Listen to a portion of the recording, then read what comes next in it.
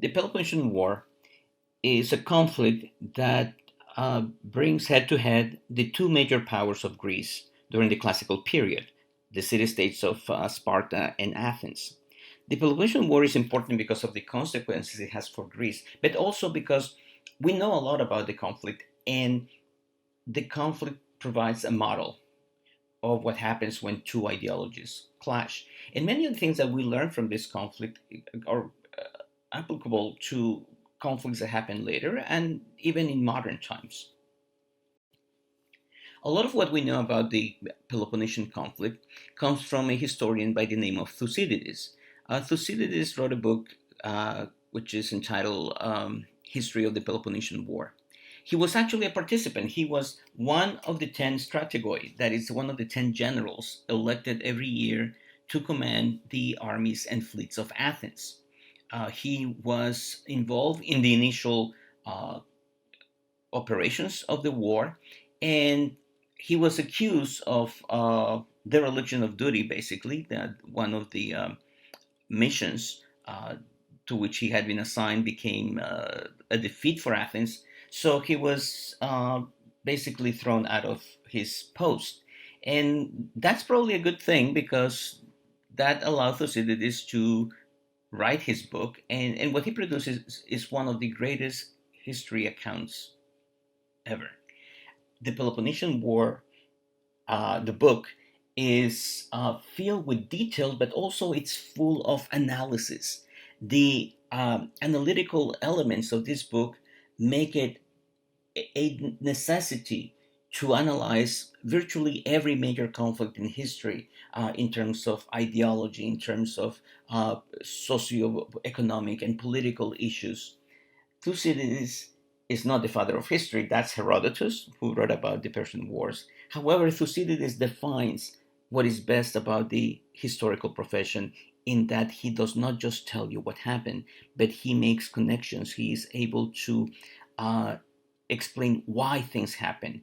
And when he doesn't know the reason, he speculates, but he allows you to know that this is the possible explanation for it.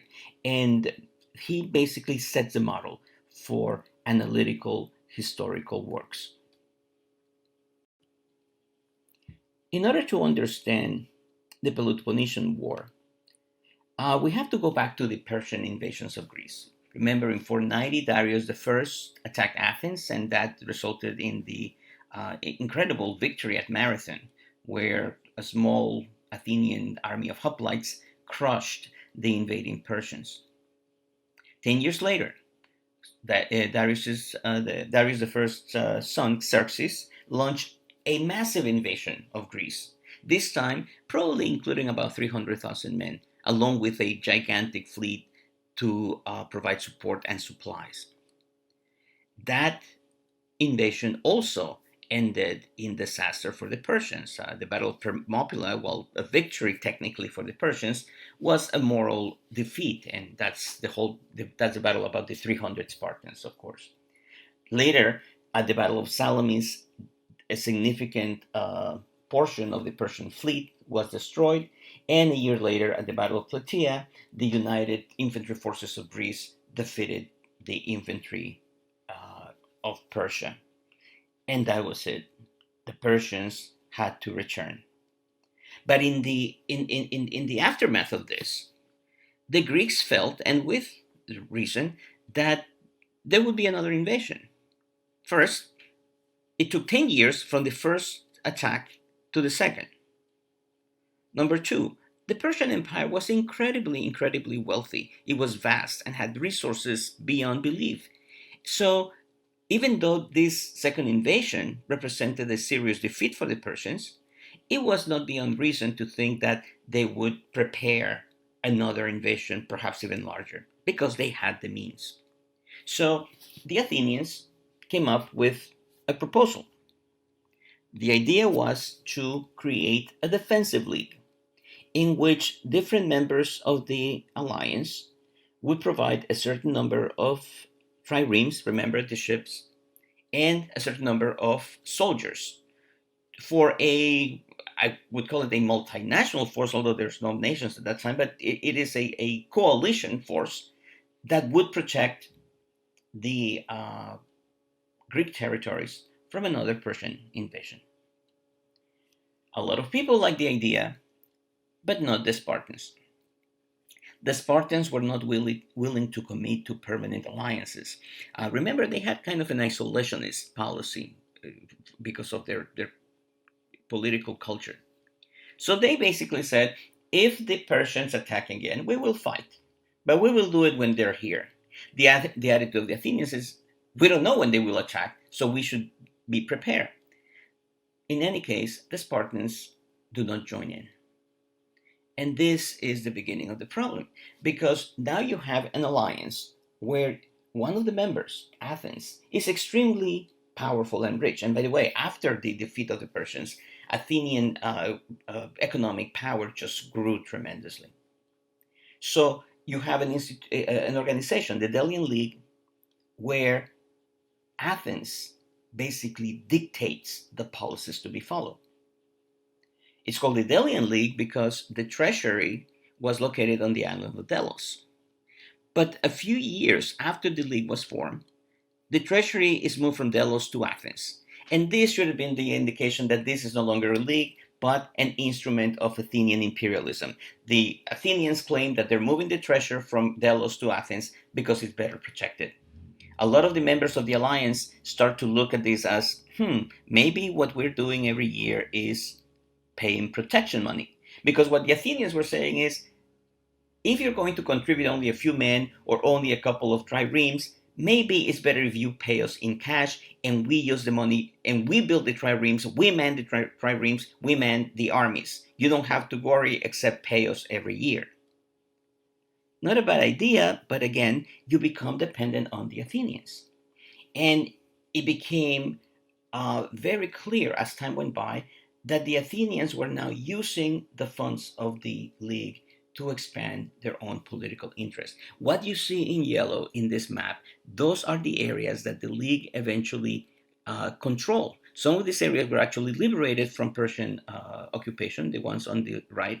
Other areas were city-states, islands that joined voluntarily, but once they joined, they realized that they were at the whims of the Athenians.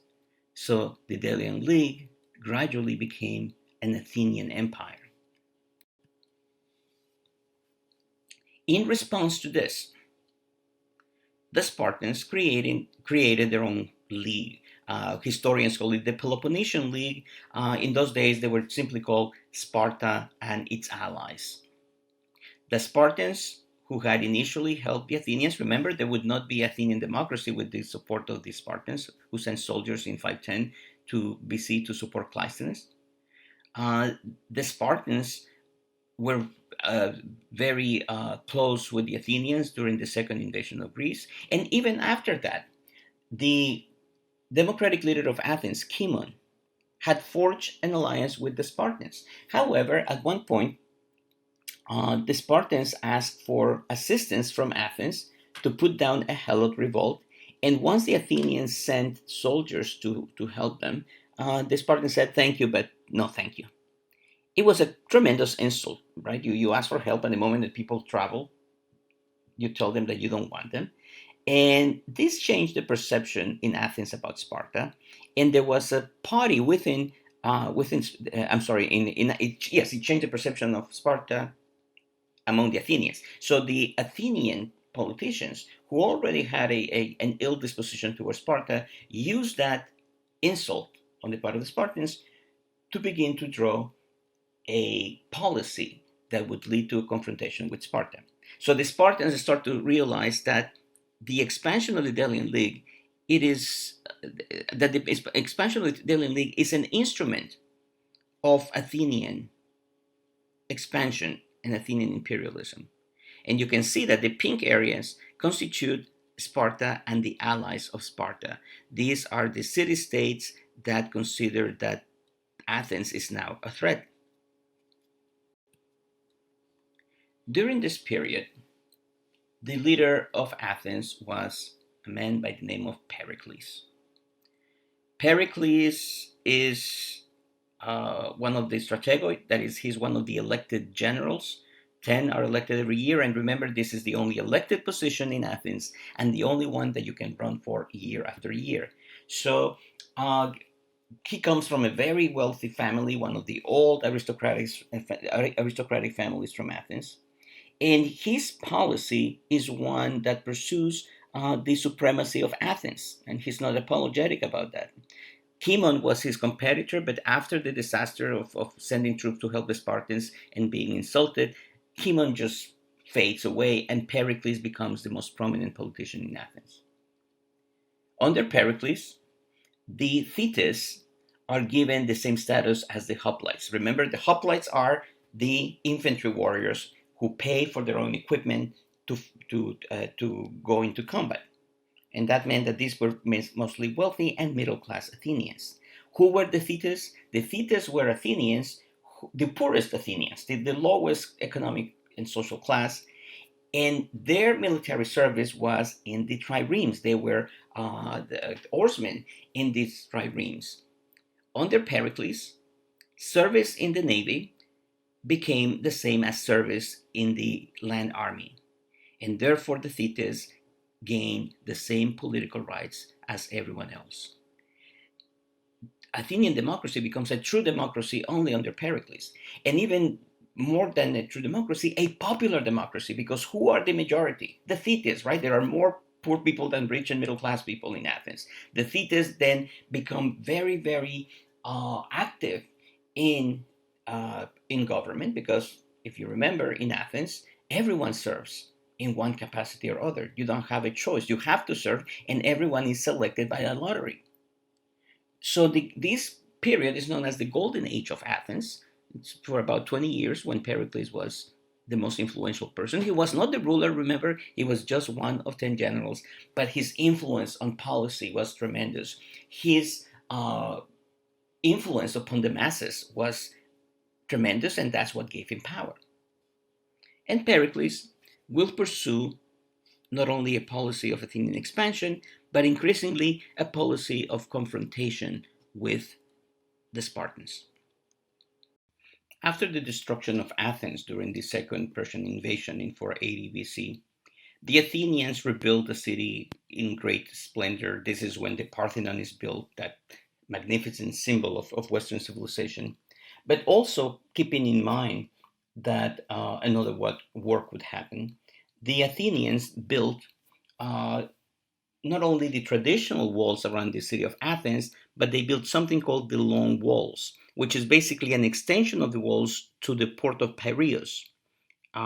If you look at this image, you can see how there is a distance between Athens and the sea. Today, of course, Piraeus is a neighborhood of Athens, but in those days, there was some separation. So the idea is that by building these long walls, Athens preserved its connection to its port. And since Athens had the most powerful fleet in Greece, they would be able to sustain a siege.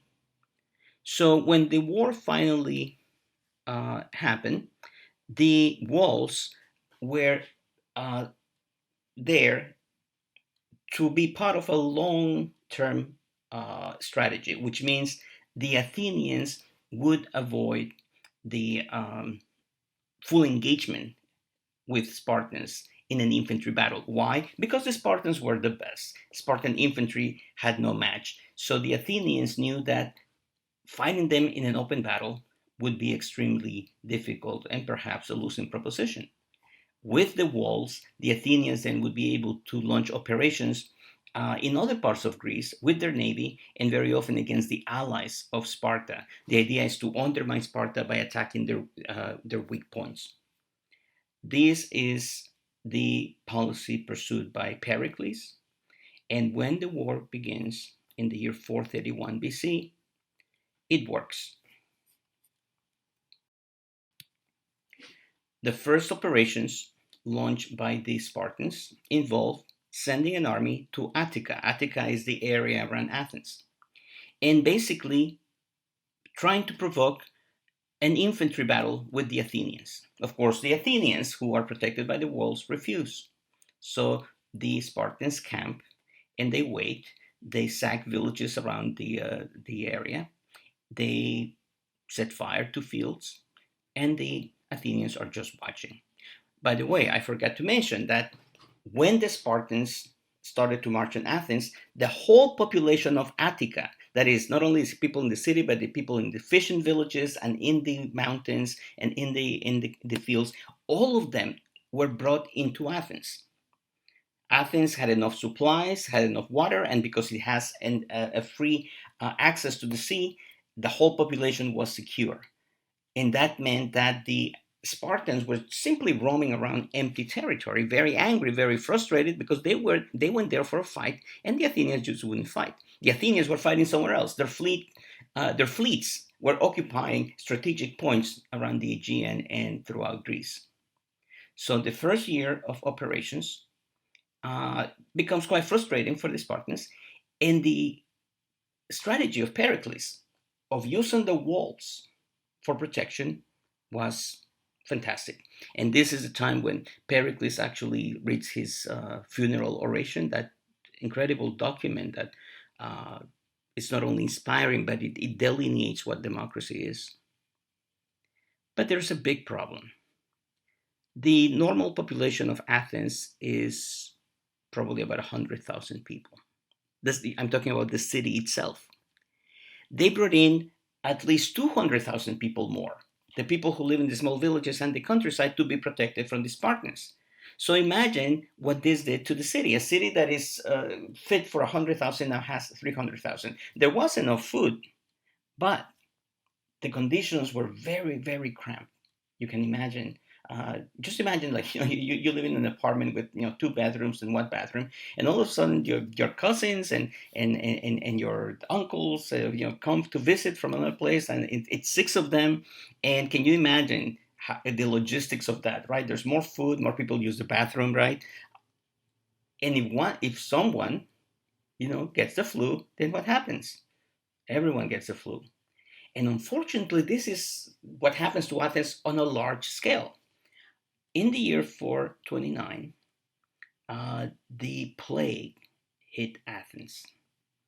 Uh, Most likely typhoid, and people start to die in significant numbers.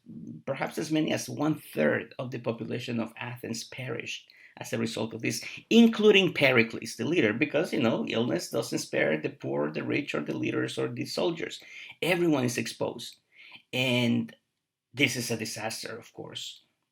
The Spartans feel that they are about to win. Actually, the Athenians make openings. They say, why don't we talk? Why don't we negotiate? But the Spartans, who feel that they're winning, say no. And of course, you can understand, why should you negotiate when you have the possibility, you have the ability to obliterate your enemy? The thing about war is that it is very unpredictable, and the winds of victory can shift very, very fast. The Athenians were wounded, but they were still fighting. And most importantly, their fleet was intact. They had not had any losses. The fleet was still the most powerful fleet in Greece. And they decided that in order to take off the pressure from the Spartans attacking Athens, they would send a fleet to occupy the city of Pylos, which is located in Messenia. So that is like going through the heart to the heart of Spartan territory. It's a provocation, and it's also a very dangerous thing for the Spartans, because if the Athenians are able to establish a base in Pylos, then they can provide support and supplies to the Helots, who obviously don't like the Spartans. Remember, they are serfs. So they go there. The Spartans find out that there is an attempt to take Pylos, to establish a base there. So they send an army there to get rid of the Athenians. The Athenians then realize that this is actually key, that if the Spartans are putting so much effort in preventing them from establishing a base in Pylos, it's because it is important to them. So the Athenians send in more troops, another fleet. And what happens next is that the Spartans, who were attempting to take Pylos, move to the island of Sphacteria, That's the island, the long island that you see on the image right here. Uh, there is a few hundred Spartan and allied troops, but what is important about this is that there were 120 homoioi. At the beginning of the Persian Wars, the number of homoioi, that is, of full Spartan citizens in Sparta, was about 10,000. By the time of the Great Peloponnesian War, there were only probably about 9,000 or 8,000 homoioi. So Sparta, in terms of numbers, was very small. They had allies, but the core of their army were the homoioi. Those are the super soldiers, right? It takes a lifetime to train them. And each one of them is more valuable than 10 soldiers of the enemy. So here at Sphacteria, you have about 120 homoioi who are now surrounded on both sides by Athenian troops. You see the red section is the Spartans, and the blue are the landings by the Athenians. The Athenians actually set fire to the whole island, so the Spartans are left unprotected in the middle. And on this image on the right, you see how the Athenian armies start to advance from both sides.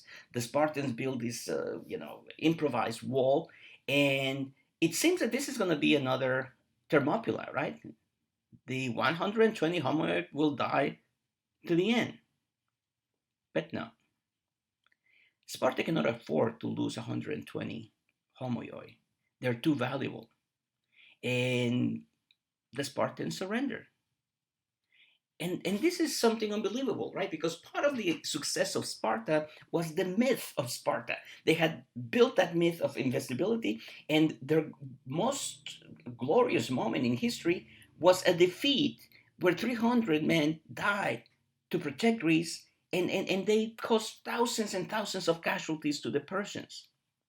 And they stood there to the last man. Now they surrendered.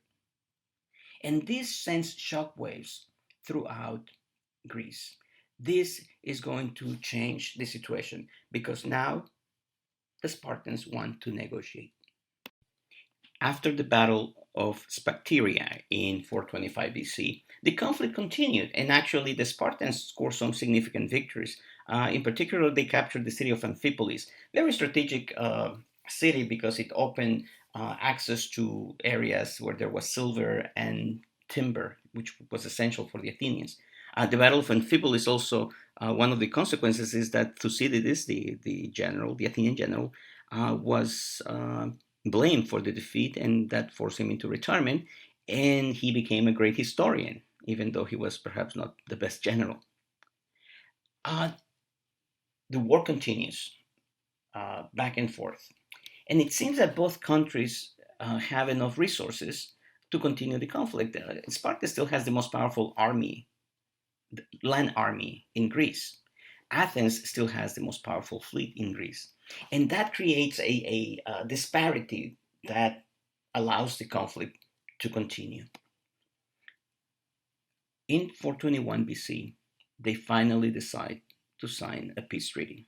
And this peace treaty, known as the Peace of Nikias, because of the main Athenian negotiator, this peace treaty is the result of exhaustion. They're exhausted for fighting so many years. Remember, Athens lost a huge part of its population. The Spartans, they cannot afford to lose more men. Remember that there's only a very small number of homoioi, and that number is being reduced year by year. They're not producing more children and in the numbers that they need. And remember, to create a homoioi is a process of 21 years. You cannot just recruit men and make them homoioi overnight. So the Peace of Nikias is a realization that neither side can win.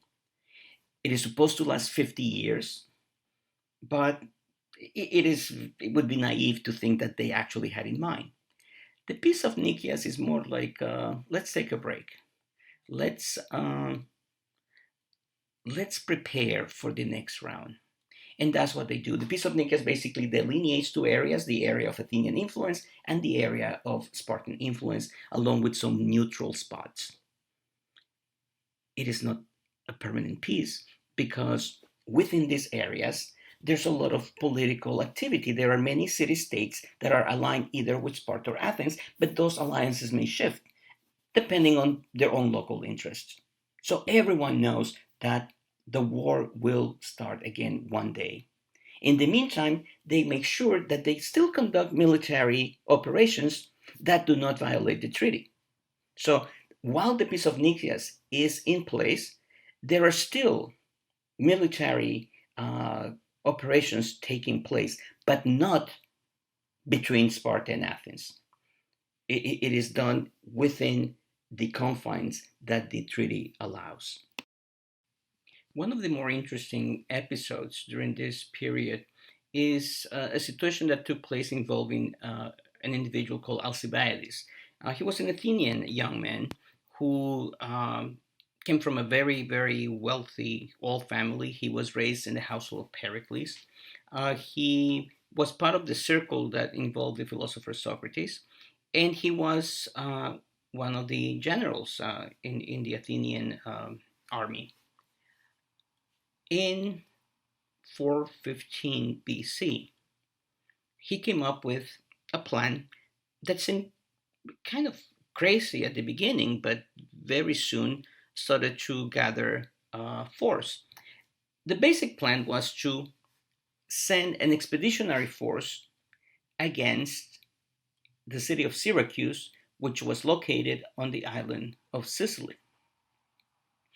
This expedition had as its purpose to not only control Syracuse, but take basically control over the island of Sicily, which has a lot of natural resources and it is strategically located. So this is an expansion of the empire. Now, what happened is that since the signing of the Peace of Nicaea, both Sparta and Athens had been mobilizing to gain a foothold in case of the next war. For example, the Athenians launched an attack against the tiny island of Melos, a little neutral island in the Aegean. They didn't want to fight with anyone because they were small, so it's not in their interest to take sides. So the Athenians issued an ultimatum that if they didn't join the Athenian League, they would be destroyed. And they were. The Athenians sent in their navy with their marines. The males were executed.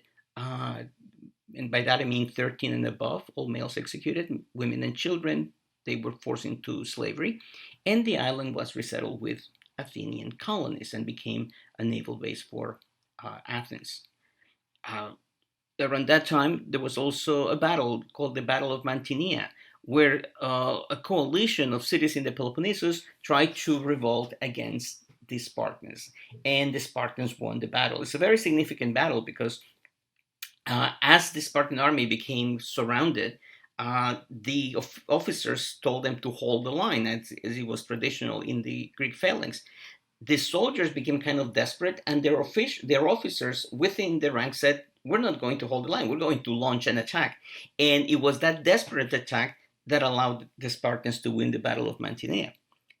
The interesting thing is that even though they won the battle, they broke orders, so they were punished for that, and that just shows you the character of the Spartans. But the point that I'm trying to make is that from 421 BC, when the Peace of Nicaea was signed, through the next 6, 7, 8 years, what we see is that the war between Sparta and Athens has stopped, but there's still war going on between Sparta and smaller states, between Athens and smaller states. They are still trying to expand their influence.